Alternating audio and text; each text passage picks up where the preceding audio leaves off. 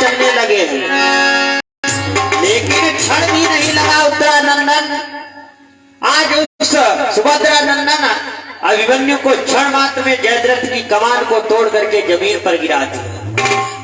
जमीन पर कमान टूट करके गिरती, दोनों हाथापाई करने लगे। आखिर को जयद्रथ को अभिमन्यु ने गिरा दिया जमीन पर और मारना चाहते हैं। सोचा है बेहोश हो गया है, बेहोश पर अधमरे शत्रु पर क्षत्रिय का कर्तव्य नहीं है वार करना, छोड़ देना चाहिए। छोड़ करके आगे बढ़े, तब कौन मिलता है? इधर आचार्य द्रोण मिले हैं दूसरे दरवाजे पर चक्रव्यूह के। अभिमन्यु को जैसे ही सोच देखा, द्रोणाचार्य अपने आप को धिक्कारने लगे। मैं तो ये समझता था कोई बलधारी मेरे बाणों के द्वारा मारा जाएगा, लेकिन मुझे मालूम नहीं था कि मेरे बाणों से एक नन्हा सा बालक मारा जाएगा। हे अभिमन्यु बेटा, तुम घर के लिए वापस चले जाओ, मैं नहीं मारना चाहता हूं तुम्हें, इसलिए अपनी मौत को तुम आवाहन मत दो। अभिमन्यु ने कहा, गुरुजी, अगर ऐसी मोह ममता हम पर दिखानी थी तो हमारे पिता अर्जुन के पीछे चक्रव्यूह का तुमने वेदन करने का बेड़ा क्यों उठाया था? चक्रव्यूह की रचना क्यों की थी? मैं उस चक्रव्यूह को तोड़ने आया हूं। गुरुवर, आप मेरे सामने से हट जाओ अथवा युद्ध करो, मैं भी तुम्हारी गुरु हत्या नहीं चाहता हूं। द्रोणाचार्य ने कहा, बालक है लेकिन बड़े बड़े बोल हैं। दया आती है, आचार्य द्रोण तो हट जाते हैं, रास्ता दे दिया। अभिमन्यु जा रहे हैं रथ को लिए हुए।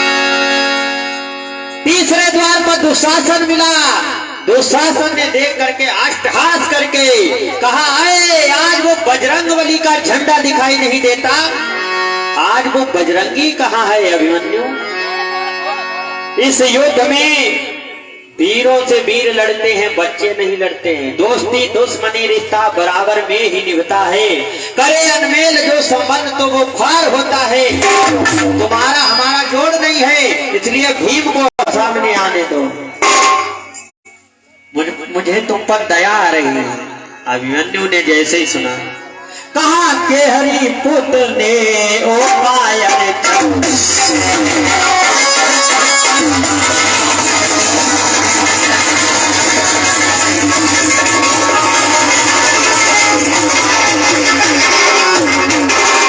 कहा के हरि पुत्र ने ओ कायर छलधाम, दया दया का बार बार लेना नहीं, दया हया का।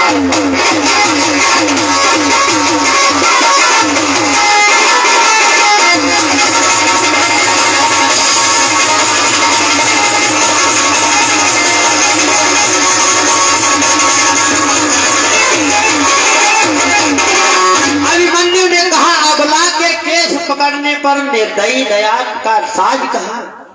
जो नहीं लगाए चीर खींचा उन हाथों में लाज कहाँ? अरे जिसने अबला के केसों को खींचा था उनमें ताकत ही कहाँ है? जो एक बालक से युद्ध कर सके। हमारे पिता हमारे चाचा भीम से लड़ने का इरादा छोड़ दो, बालक से ही लड़के देखो। दुशासन को क्रोध आ गया। दुशासन तकी तकी बाण चला, दुशासन तकी तकी बाण चला गए,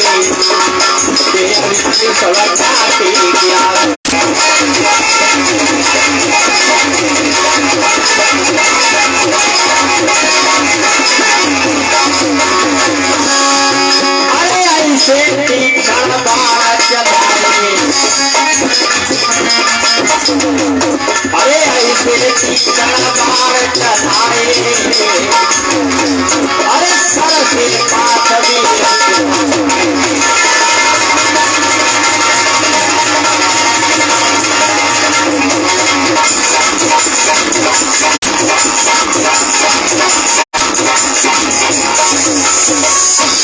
दुशासन बाण पर बाण चलाने लगा है। अभिमन्यु काट करके बीच में गिरा देते हैं। इस तरह से घमासान युद्ध हुआ। अंत में हाथापाई के द्वारा, मल्ल युद्ध के द्वारा दुशासन को जमीन पर गिरा दिया।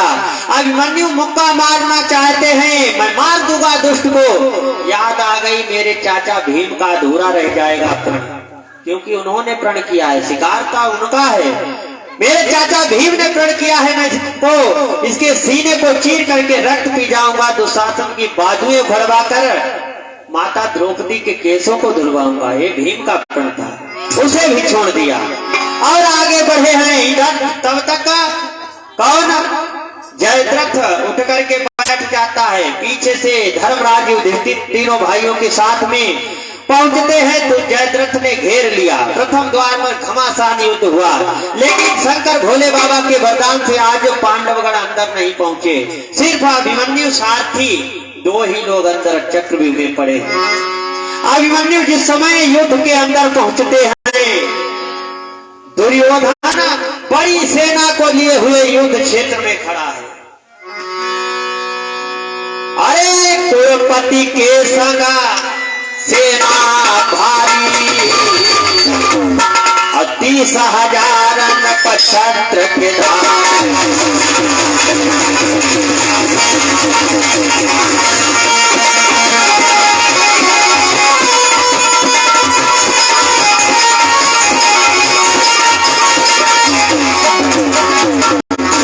कुरुपति के संग सेना भारी, 30,000 नक्षत्र के धारी, 30,000 राजाओं को दुर्योधन लिए खड़ा है। अभिमन्यु पहुंचते हैं। दुर्योधन से लड़ने से पहले दुर्योधन का पुत्र पहुंच गया, जिसका नाम है लक्ष्मण। अब लक्ष्मण और अभिमन्यु में परस्पर प्रेम है, इतना प्रेम है एक दूसरे के साथ रहते हैं। लक्ष्मण ने जैसे सुना आज अभिमन्यु चक्रव्यूह में गए हैं, अवश्य मारे जाएंगे और मैं अपने भाई को मरते हुए नहीं देख सकता, इसलिए लक्ष्मण ने विचार किया मैं जा करके उसे रोकूंगा, कम से कम आज का समय टाल करके संध्या हो जाने दूंगा। शंख की ध्वन होगी तो वो वापस आ जाएगा, मारा नहीं जाएगा, वरना 7 महारथियों से बचना मुश्किल है। आकर के लक्ष्मण ने घेर लिया और कहा, हे अभिमन्यु, बड़े बूढ़ों से क्या लड़ते हो, बच्चा बच्चा की धुन होगी, आज हमारा तुम्हारा मुकाबला होगा। देखे आज दुर्योधन का रक्त गर्म है या अर्जुन का। अभिमन्यु समझ नहीं पाए हमें रोकने आया है। अभिमन्यु और उन दोनों का युद्ध होने लगा। अंत में क्या होता है, अभिमन्यु ने एक ही बाण के द्वारा उस लक्ष्मण का संहार कर दिया, प्राण निकल गए। जब मृत्यु हो जाती है लक्ष्मण की, अभिमन्यु और आगे बढ़े। इधर समाचार पहुंचा है, शकुनी ने जाकर के दुर्योधन को दिया, भांजे अरे सब गजब हो गया, आज अपना इकलौता बेटा सुरपुर के लिए लक्ष्मण चला गया है, इस दुष्ट ने मार दिया है। उस समय दुर्योधन ने चिंता के कारण अचेत होने लगा, दुख होने लगा, क्योंकि पुत्र शोक सम जग में कोई दुख नहीं होता है। जैसे ही सुना अभिमन्यु मारा गया, दुर्योधन बेहोश हो गया। कर्ण शकुनी दुशासन समझाते हैं। जब दुर्योधन उठ करके खड़ा हुआ तो उसने कहा, आज मैं अर्जुन को अपनी भांज बना दूंगा, जैसे इस अर्जुन के पुत्र ने मेरे पुत्र को मारा है, मैं अर्जुन को निपूता कर दूंगा। अगर इतना नहीं किया तो मैं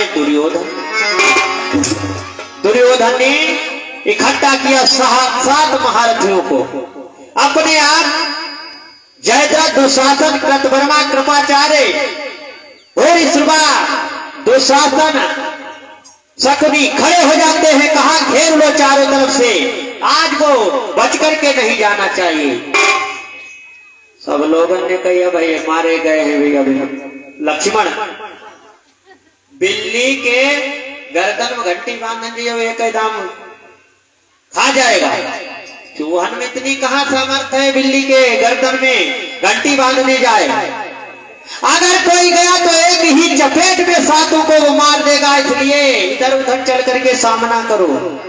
दुर्योधन ने कहा, नहीं, हम सब मिल करके आज उसे मारेंगे।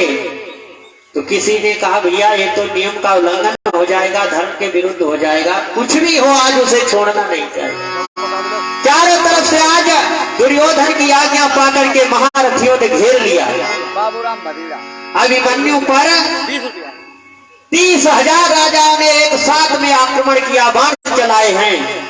उस समय अभिमन्यु ने वो मोहन अस्त्र चलाया जो उनके मामा कृष्ण ने बताया था, कदाचित कभी जीवन में कहीं फंस जाना के लिए उस समय सत्य का संधान करना।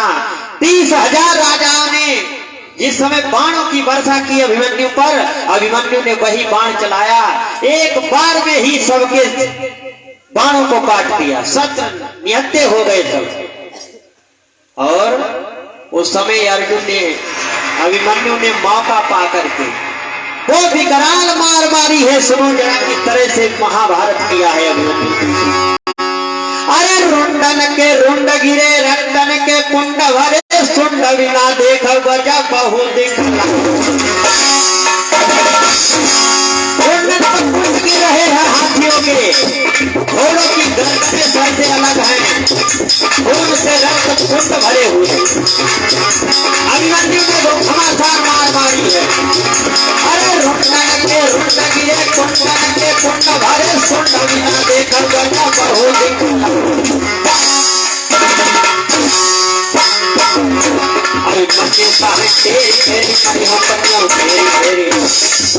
अरे भाजन है तुम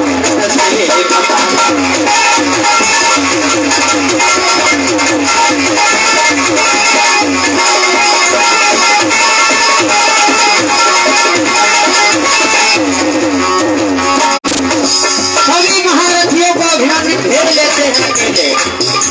अभिमन्यु घेर के मरिया पटिया घेर घेर भाजनती है तुम्हें रण से बता, एक भी जाने दूंगा।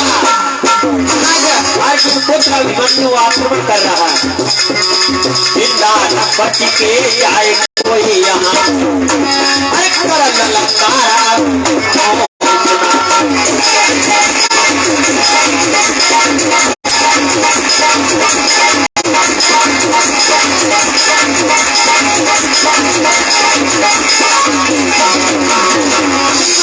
भीषण मार मारी है।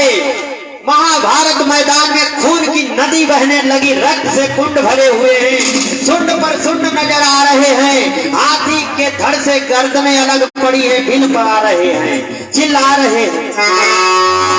वो मार मारी चारों तरफ से। इधर सैनिकों ने घेर करके अभिमन्यु पर बाण चलाना शुरू कर दिया। उस समय सारथी ने कहा अभिमन्यु से, महाराज इस समय यहाँ पर तुम्हारे साथ में धोखा हो रहा है, छल हो रहा है, कहो तो मैं वो व्यक्ति जानता हूं, तुम्हें इस चक्रव्यूह से निकाल करके ले चल सकता हूं। जैसे ही अभिमन्यु ने सुना था, सारथी तुम क्या कहते हो, चक्रव्यूह से रण से मैं पीठ दिखा करके भाग जाऊं, क्या अपने वंश को, अपने पिता की नाक कटवा दूंगा, नाम को डुबा दूंगा, मैं चक्रव्यूह से हरगिज नहीं जाने वाला। ऐ सारथी मुझे जल्दी बतला, क्या यहीं पड़े मर जाना है, सारथी मुझे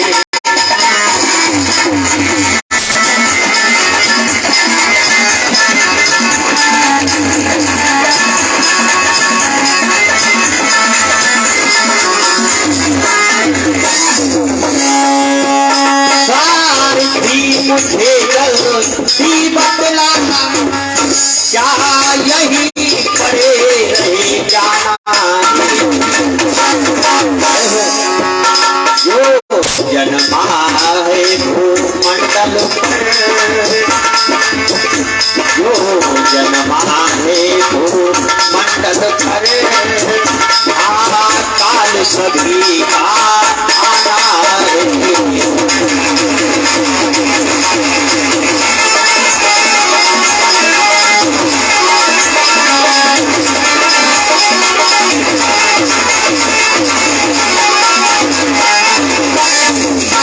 सारथी मुझे जल्दी बतलाओ। अभिमन्यु ने कहा क्या अमर होकर के आए हैं, एक न एक दिन मृत्यु हर किसी की होगी, हमारी होगी, तुम्हारी होगी। अरे क्यों ना ऐसा काम करे जिसके द्वारा नाम हो जाए।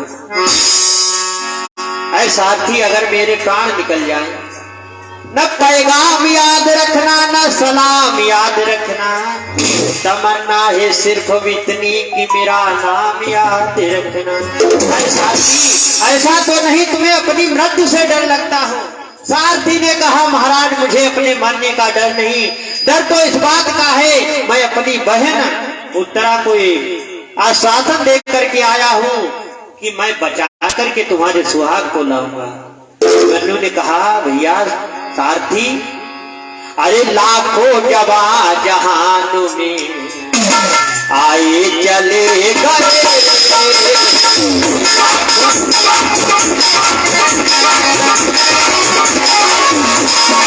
जहान में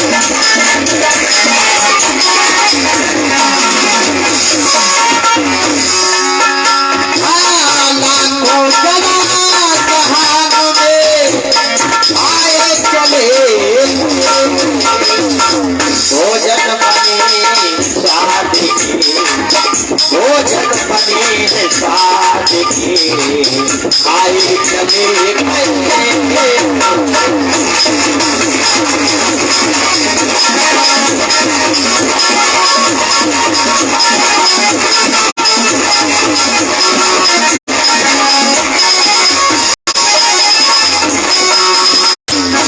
लाखों जवा जहान में आए चले गए। अरे सारथी, फानूस बनकर जिसकी हिफाजत हवा करे, वो सम्मा क्या बुझेगी जिसे रोशन खुदा करे। परमात्मा के विधान में ऐसा नहीं होगा, आज मेरी मृत्यु नहीं है तो कोई मारने वाला नहीं। ऐ साथी, मुझे उपदेश मत दो, जितनी शक्ति तुम्हारे अंदर है आज तुम अपनी वो शक्ति दिखाओ, चालकी करो, रथ को चलाओ। आज सारथी ने रथ को चलाया है।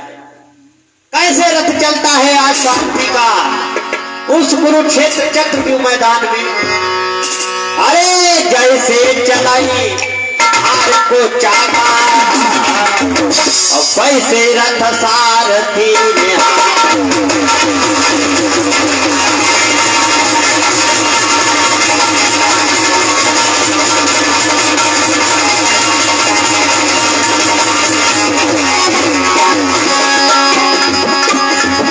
अभी पत्नी यहाँ की सारथी रथ को चलाने लगा। अभिमन्यु ने धनुष मार दिया। अभी पत्नी यहाँ की करनी, अरुण पुत्र से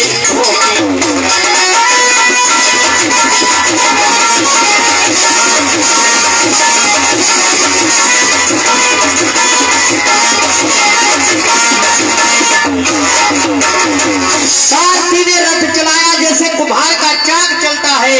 अभिमन्यु लिए धनुष बाण, रुंड मुंड से पृथ्वी को तोप देते, ढेर लगा दिए, इतनी भयानक मार मारी।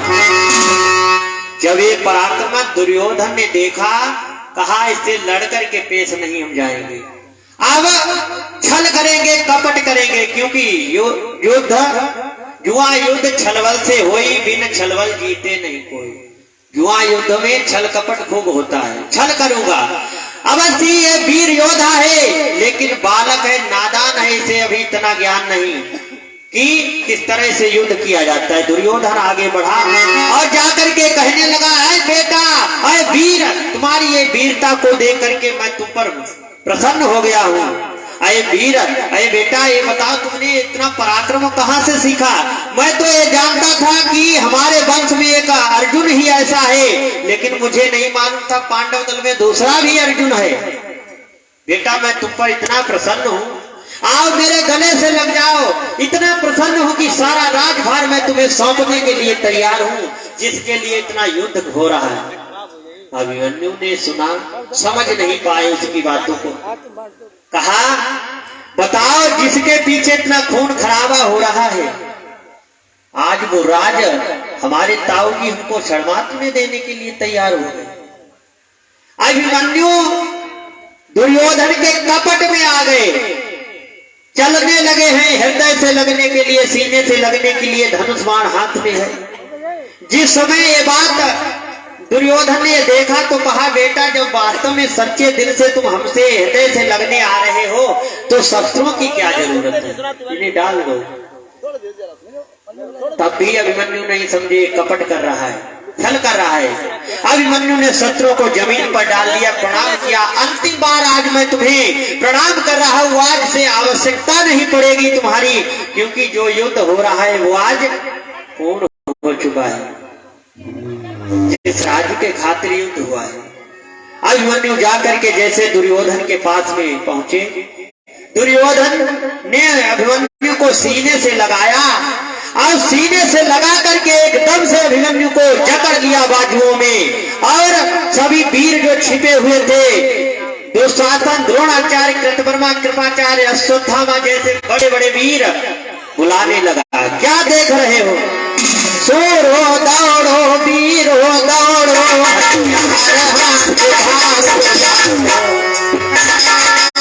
बड़े गया शेर मते करो शेर, फंस गया शेर मारो मारो।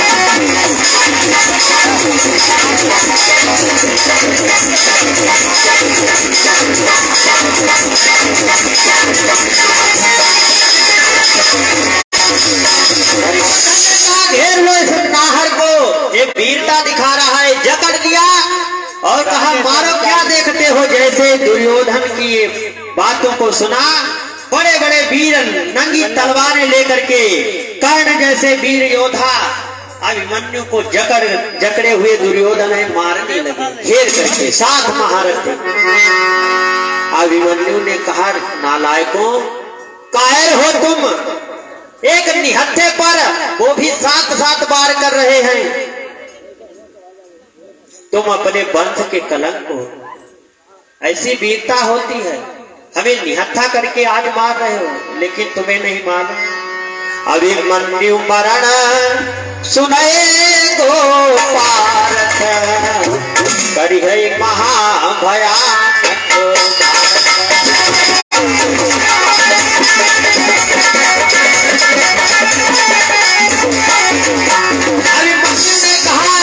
दोस्तों, तुम मुझे मार तो रहे हो, लेकिन याद रहे जिस समय मेरी मृत्यु का समाचार हस्तिनापुर में हमारे पिता अर्जुन को मिलेगा तो उनके बाणों को तुम सहन नहीं कर पाओगे। 7 भयानक महाभारत होगा उसमें। इंद्र वरुण समा होई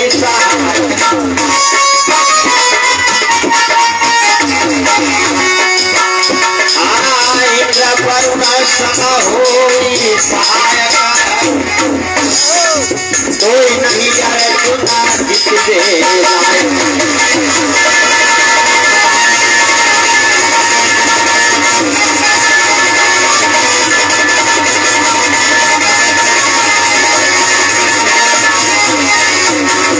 अभिमन्यु आज चुनौती देने लगे, तुम मार रहे हो, मार दो, क्योंकि मैं तुम्हारे हाथों में फंसा हुआ हूँ, निहत्था हूँ। लेकिन जिस समाचार मेरे पिता अर्जुन को मिलेगा, महाभयानक महाभारत होगा, प्रलय हो जाएगा। इंद्र वरुण सम अगर सहायता करने के लिए तुम्हारे आएंगे तो वो भी मेरे पिता से जीतेंगे नहीं। आज अभिमन्यु रो करके चंद्र तारों पृथ्वी सभी को बार बार नमन वंदन करते हैं। हे 10 दिशाओं के स्वामी, हे केशव अंतर्यामी, हे पवन अंगनल आकाश तत्व, हे केशव अंतर्यामी, मैं तुम्हारे चरणों में प्रणाम कर रहा हूँ। तुम साक्षी हो सभी लोग, मैं कोई कायरता का कार्य करके नहीं जा रहा हूँ। ये सेवक बलिदान हो रहा है अपना कर्तव्य दिखा करके। आज ये दुष्ट 7 एक निहत्थे पर वार कर रहे हैं। और अभिमन्यु रो करके कहते, हे तात मात हे चचा बंधु, सुकुमार तुम्हारा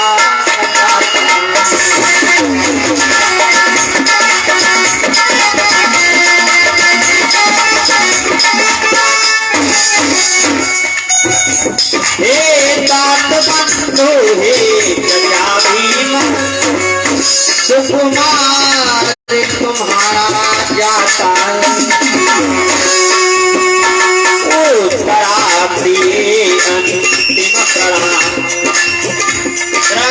श्रृंगार तुम्हारा चाचा।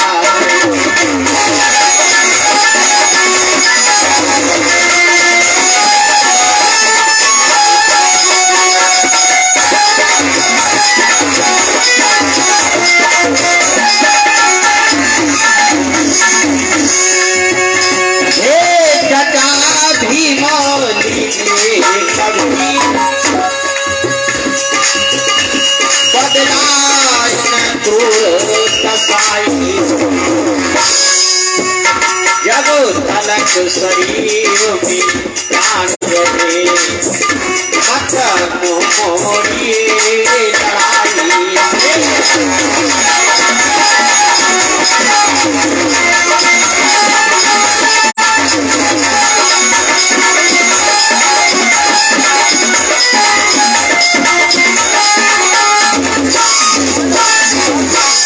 हे चाचा भीम, हे माता, तुम्हारा पुत्र तुम्हारा दूध लजा करके नहीं जा रहा है। सेवक बलिदान हो रहा है अपना कर्तव्य करके। उत्तरा प्रिय तुम्हारा श्रृंगार जा रहा है। हे चाचा भीम, जब तक शरीर में प्राण रहे मुंह लड़ाई से मत मोड़ना। इन दुष्ट दुराचारियों से बदला लेना। ये तुम्हारे पुत्र तुम्हारे अकेले घेर करके साथ मार रहे हैं। ओम नाद करते हुए भगवान का नाम लेते हुए आज अभिमन्यु ने प्राण त्याग दिया। बोले गोविंद भगवान की। अरे इतनी ही कथा सुना करके हम थोड़ा सा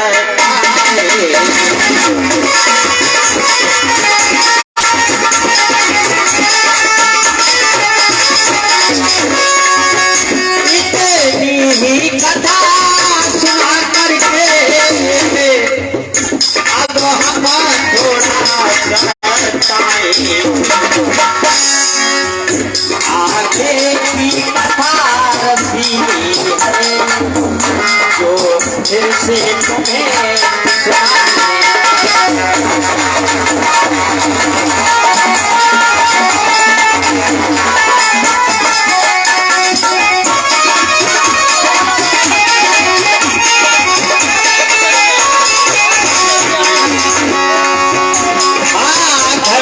समय बजाती है।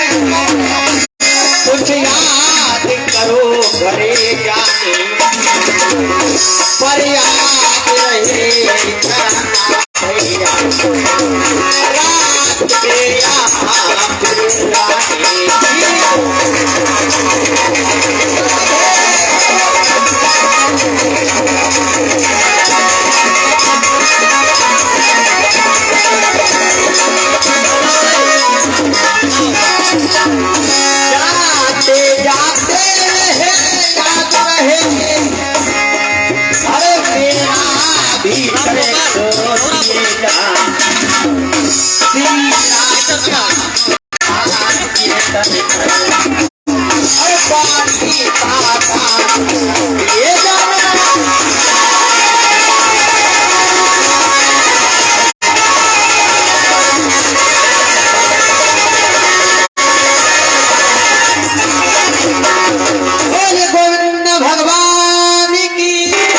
सहुरापुर शिवधाम की भक्त और भगवान की संत समाज की।